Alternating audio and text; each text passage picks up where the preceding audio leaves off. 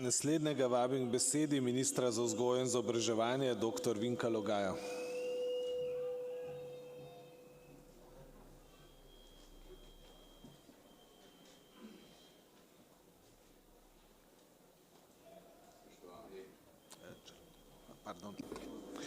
Spoštovani,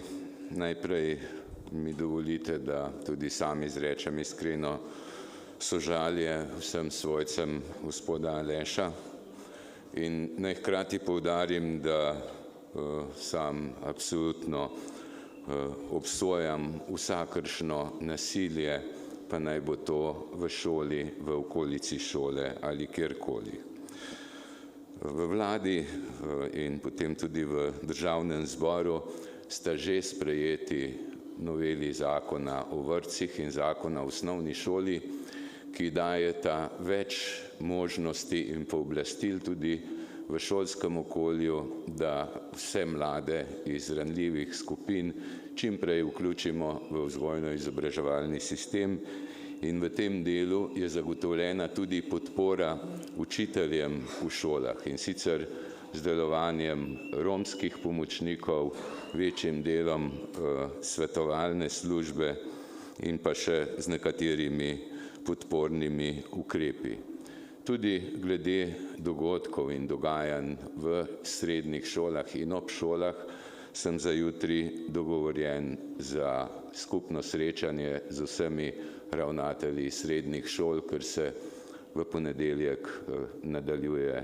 pouk tako v srednjih kot v osnovnih šolah.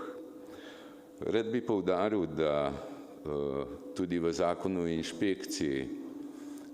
imamo nastavke za skupno ukrepanje tudi s Centrom za socialno delo in ravno v zadnjem obdobju smo ugotovili, da so spet našli obvode, kjer je določena pravnomočnost inšpekcijske odločbe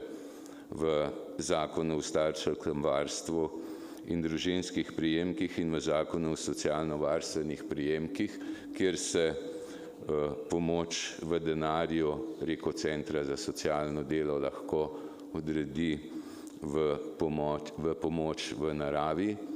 In sicer z vsemi pritožbami se ta čas potem zavlačuje in bomo predlagali v zakonu, ki je bil prej omenjen, da takoj ob prijavi šole in uvedbi prekrškovnega postopka nastopi trenutek, ko Center za socialno delo že lahko začne postopek za prenehanje prejemkov v denarni obliki. Z učinkovitim sodelovanjem z osnovnimi šolami, vrtci, zunaj je že razpis za krajše programe za otroke v drugem starostnem obdobju, tako romske pomočnike kot potem tudi izvedbo krajših programov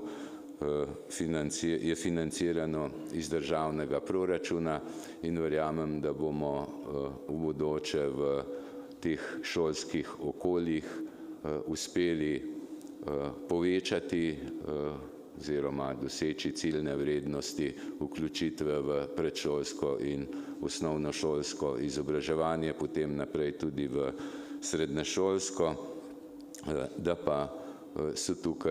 je tukaj izredno pomembna aktivnost lokalnih okolij in pa posameznih šol, zato tudi tesno sodelovanje v celotnem vzgojno-izobraževalnem sistemu. Hvala lepa.